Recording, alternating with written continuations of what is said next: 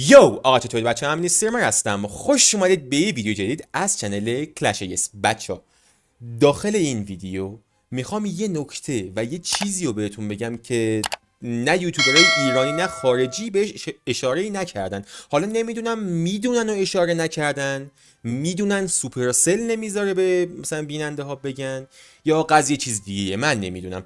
به هر حال این نکته رو من خودم فهمیدم و خب اون اوایل کار که اومده بود دیدمش.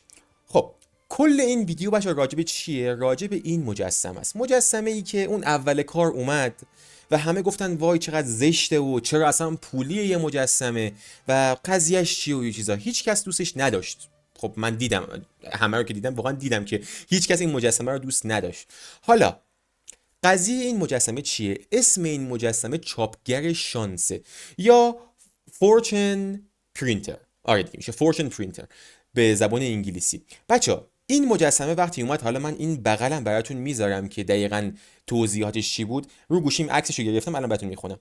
چاپگر شانس سازنده یک تزئینی 3 بزرگ و قدرتمند طراحی کرده است تا به ما بگوید بعد از برخورد شهاب سنگ، که همه میدونیم بعد از برخورد شهاب سنگ چه اتفاقی افتاد. تانهل 18 اومد، بعد از برخورد شهاب سنگ چه اتفاقی میافتد. اما چاپگر شانس با پویانمایی‌های زنده حتی میتواند فراتر از آن را پیش بینی کند. پیش بینی منظورش چیه بهتون میگم. و این بچه پویایی نمایی های زنده، این پویایی نمایی های زنده رو به خاطر داشته باشید، این کلمه زنده رو به خاطر داشته باشید. داخل ادامه ویدیو به دردمون میخوره. اوکی، حالا وقتی روی این پرینتر ضربه میزنیم ببینید چه اتفاقی میفته. یه چیزی پرینت میگیره. الان یه حالت قوری داره پرینت میگیره و یه ماه اون بالاش.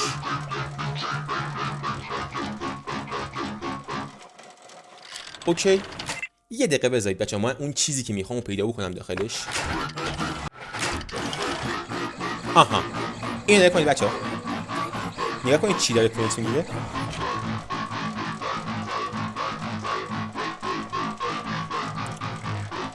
این یکم شبیه این نیست بچه ها؟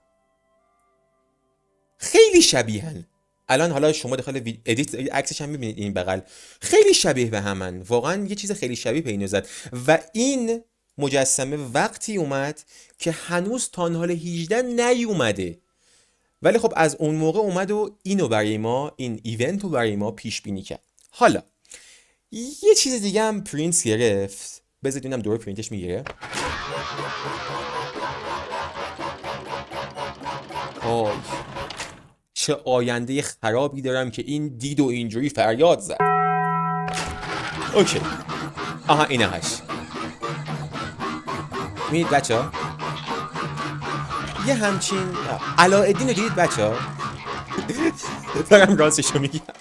علاءالدین دیدید قول چراغ جادو داشتیم؟ حس میکنم اینم همون چراغ جادو است یا یه ربطی به اون داره. من یه چیز دیگه هم در رابطه با این دوره پیدا کردم، همین چراغ قوریه داخل اینجا. اگه بیاید داخل همین ایونت، این ته اینو میبینید؟ این هم باز اینجا هم هست.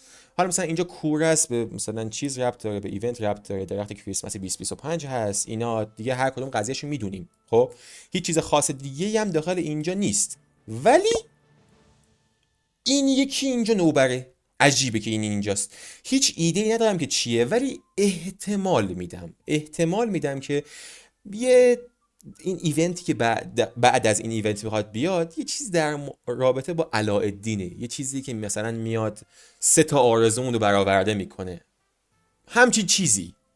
نمیدونم دقیقاً چیه. اگه نظری دارید حتما داخل کامنت ها بهم بگید. اوکی، این از نشونهای اینجا.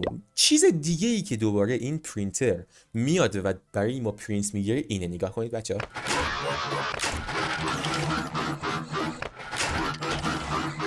اینهاش.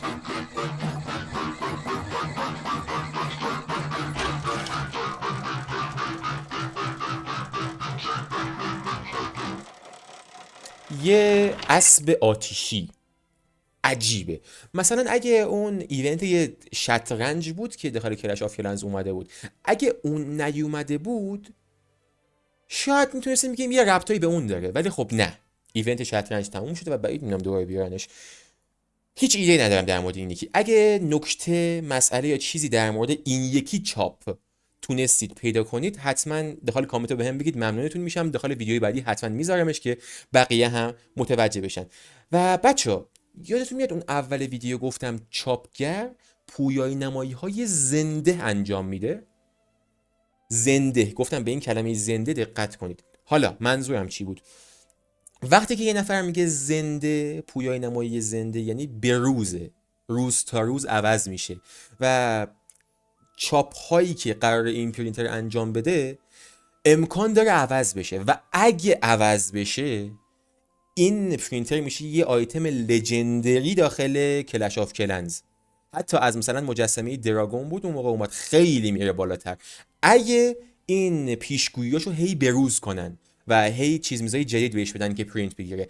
حالا نمیدونم این تبری که اولش پیشگویی کرد که الان اینجاست، اینهاش، اون علایالدینم من بهش میگم علایالدین بچه راحت ترم، اون علایالدینم احتمال خیلی زیاد ایونت بعدیه.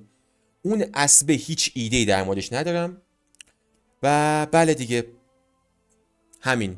اگه این سه تا ایونتی که الان پیشگویی کرده بیان و تموم بشن، بعد از این که هر سه ایونت تموم شدن، اگه دوباره این مجسمه بروز شد و سه تا پویای نمایی جدید نشون داد، سه تا پرینت جدید میگرفت، اون موقع متوجه میشیم که این آیتم خیلی مهمی بوده که همه یا دست کم گرفتنش یا دوستش نداشتن. اکثریت بچه من دیدم دوستش نداشتن این آیتمو، ولی خب من این توضیحات رو درش خوندم برام جالب شد. صرفا انتظار نداشتم که واقعا پیشگویی بکنه، ولی خب انگاری واقعا داره پیشگویی میکنه. خلاصه که بچه‌ها اینم بود از این ویدیو. ایده، نظر یا هر چیز دیگه که دارید در مورد این مجسمه رو ممنون میشم داخل کامنت ها بهم بگید و تا ویدیوی بعدی خداحافظ همگی.